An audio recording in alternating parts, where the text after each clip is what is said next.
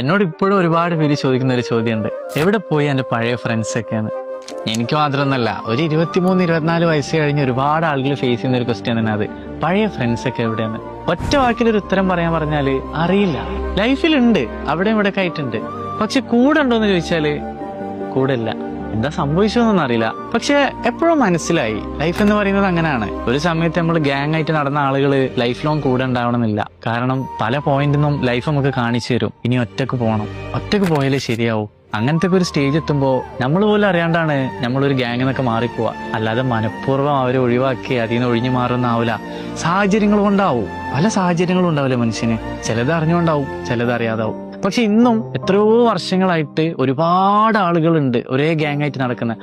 അവര് സത്യം പറഞ്ഞാല് ഭാഗ്യവാന്മാരാണ്. ഒന്ന് ആലോചിച്ച് നോക്കണം, ഒരു സമയത്ത് കൂട്ടുകൂടിയ ആളുകൾ ജീവിതകാലം മുഴുവൻ ഒരേപോലെ കൂടെ നടക്കുന്നുണ്ടെങ്കിൽ അതൊരു ഭാഗ്യം തന്നെയല്ലേ.